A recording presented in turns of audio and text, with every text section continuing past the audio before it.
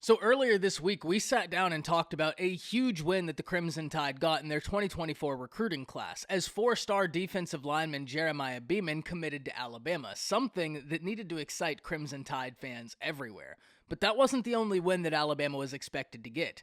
As the summer enrollees from the class of 2023 are set to enroll, future stars step on campus, something we've got to discuss. Before we can, as always, y'all know the drill. I have got to hear from you. Hop down to the comments. Give me a Y for yes or an N for no. Do you believe any of these summer enrollees can contribute during the 2023 season? Let me know what you're thinking. If you're new to the channel, be sure to subscribe. Hit that bell notification as I do constant college football content and you don't want to miss any of it. If you enjoyed the content, be sure to like and comment down below. Those interactions seem small, they are massive to content creators such as myself, and both getting picked up and maintained by the YouTube algorithm, and we are right on the cusp of 19,000 subscribers.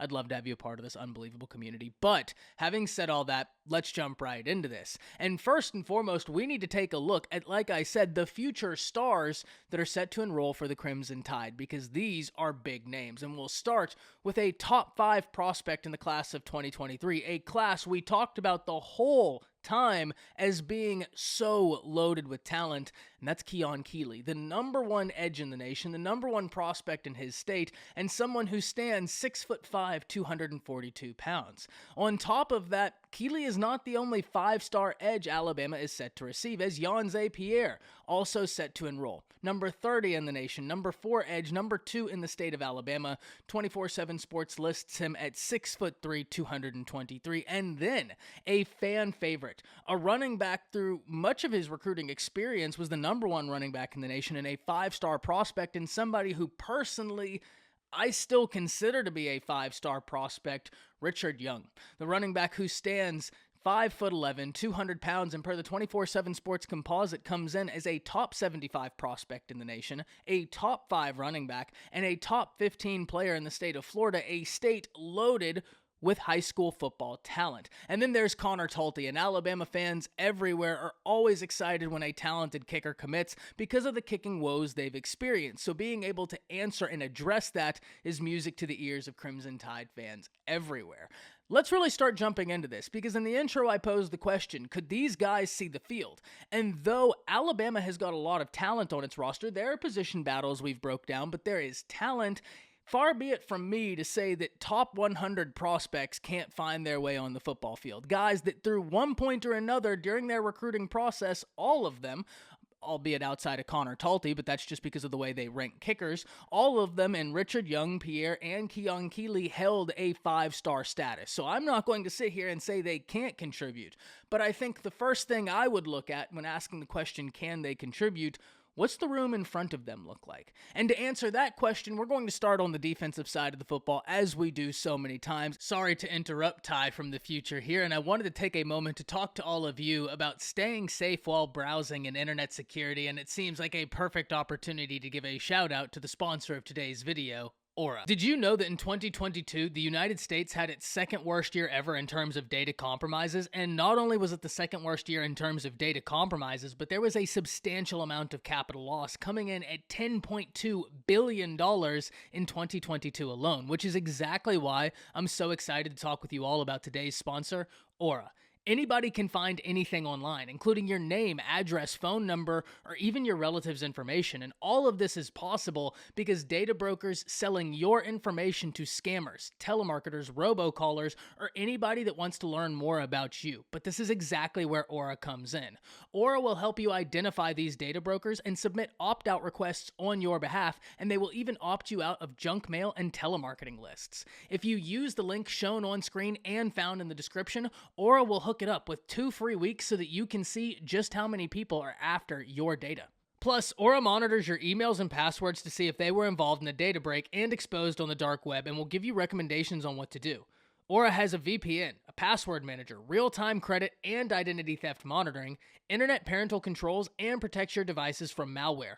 It truly is the one-stop shop for user protections. Plus, they offer different bundles so that you can either take care of yourself or the whole family at an awesome rate. So let Aura keep you safe. Go to the link in my description to claim your 2 free week trial and start protecting yourself online. Once again, go to aura.com/ATTS to start protecting yourself online with a 2-week free trial, link in the description. Thank you so much to Aura, and back to the video. We need to take a look into this edge room, a room where I've been screaming from the mountaintops, this might be the most loaded room in all of college football. Alabama has been able to stack so much talent in this room. And this is even after Will Anderson goes to the NFL, and replacing Will Anderson is going to be very, very difficult. But luckily for the Crimson Tide, you've got a lot of talent, and you have Dallas Turner, who has experience. So let's really take a look at this edge room. You have Dallas Turner, former 5-star, Chris Braswell, former 5-star, Jeremiah Alexander, former 5-star. Then you have Keanu Cott, someone who is a blue chip 4-star, ranking as a top 100 prospect in the nation. You have Quandarius Robinson, a blue chip 4-star, ranking in the top 100 prospects in the nation. Then you have a Quay Russaw, someone who can play inside or outside depending on the need of the defense, depending on the need of those rooms. So he's a guy that may end up there. Well, he's a former 5-star. And then you add in Keon Keeley, another former 5-star, and Yanze Pierre, another former 5-star, giving you 5 dedicated 5-star edge rushers in that room, plus the very gifted and talented blue chip 4-stars. This is what I mean. That room is so talented. And it takes me back to a conversation we had this week whenever I was talking about Jeremiah Beeman. And that's a guy that has got so much talent. And I know Alabama fans clicked on that video and were excited to hear me talk about his athletic ability. We're excited to hear me talk about how this is a defensive lineman who runs track, who runs relays, who's dunking the basketball. This is how much athletic ability he has. And instead, there may have been some Alabama fans who were a little bit bored with my analysis because of, instead of focusing on all of that, which is all logical, all great points, we focused on his gap discipline. And I'll tell you the reason why. I think when we look at the edge room, that's a big reason why I focused on gap discipline. Because whenever you get to the next level, whenever you make that jump from high school football to college football, everybody on that college team is very athletic. They were all guys that were recruited. So now we're talking about the little things that are going to separate you. And whenever I see a junior in high school display gap discipline, that type of football IQ, that's going to be a separating factor for Jeremiah Beeman. Because if we look at the case of Jeremiah Beeman specifically, he's going to be joining a team full of very athletic individuals, and especially with the Alabama Crimson Tide, because we talk about how all college football players are athletic. Well, if we look at a roster like Alabama's, those guys have freakish athletes everywhere. So coming in and being a freakish athlete, that's surely going to help you succeed. I'm not sitting here telling all of you that the athletic abilities that one possesses go out the window once you hit the college game because everybody's athletic. That's not my contention. My contention is because everybody's athletic, I start looking at the other factors that are going to separate you from the pack. And that's when I thought that the football IQ of Jeremiah Beeman was something we needed to talk about. And I just wanted to put that in as a quick little aside for any of you who may be watching these videos, who may watch other videos, and someone's talking about a factor like that, such as gap discipline. There's a reason why that's such a big deal and why I got fired up over a topic that may seem boring, but it's because whenever we talk about whenever Beeman gets to Alabama, those are the factors that are going to help him separate. Everybody with the Crimson Tide is freakishly athletic. Everybody is. So Beeman is going to be a freak athlete joining a group of freak athletes. What do you do to stand out? And his understanding is incredible. And so that's going to be the thing for these edge guys.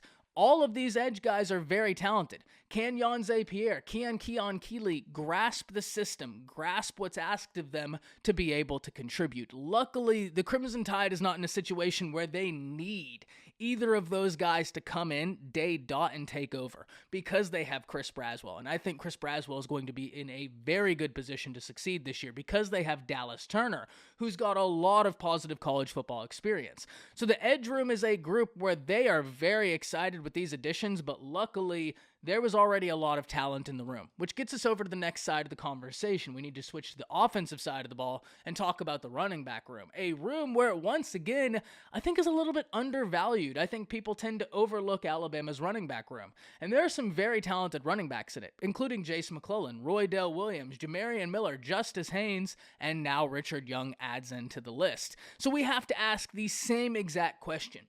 can Richard Young contribute early? Once again, you're talking about a top 100 guy, a guy that was a 5-star prospect at one point in time, someone who has got so much talent. The answer of can he contribute early? Yeah, I mean, he's got the ability to. Can he pick up the small things in order to be able to do so? And if you watched the Bama Standard last week or this week, I can't really remember which stream it was. Everything blends together right now because of where we are in the offseason. We were talking about the running back room, and I was talking about how last year there was a really key moment where one of Alabama's best players got taken out of a game because of the lack of understanding in their job. And that was Jahmyr Gibbs. Jahmyr Gibbs was sensational for the Crimson Tide last year, was a huge catalyst to that offense, but he got taken out of a game because he missed a block. That was when Bryce Young was the quarterback, a guy that was coming off of a Heisman season and a guy that was not new to college football. Alabama's going to be breaking in a new quarterback to college football. And even if it is Tyler Buckner, someone who has a bit of college football experience, that's not enough college football experience to where you can really feel like, okay, our running backs don't have to have a supreme understanding of pass protection. All of that's just a roundabout way to say the running backs that understand pass protection, they're going to be the running backs that play. Jace McClellan understands pass protection. Roydell Williams straight up flatlined somebody last year in pass protection. So I know he gets it. That's going to be huge. Once again, we can kind of continue the conversation we had with the edge guys and the defensive front guys where I said all of those guys are incredibly athletic. What are the little details that are going to separate outside of the athleticism? In the case of the running backs, pass protection. You have a new quarterback. You have a new offensive coordinator. You have new weapons.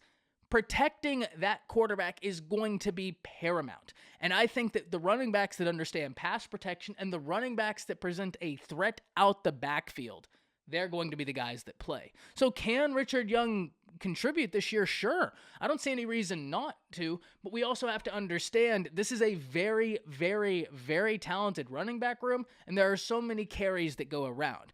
Albeit, having said that, in 2022, Tommy Rees had 3 running backs for Notre Dame go over 100 touches each, so he surely spread the ball around and created success in that aspect, but there are 5 running backs right now that pretty much every other college in the nation would be over the moon to have join in their roster. It's going to be very interesting to see who ends up taking the majority of these carries, but I contend it's going to be the guys that not only can contribute to pass protection, but also present a threat in the pass game in the event where they have to chip and release. Now all of a sudden they've gotten a successful block for their quarterback, and now they've presented their quarterback a safe, easy option for him to get.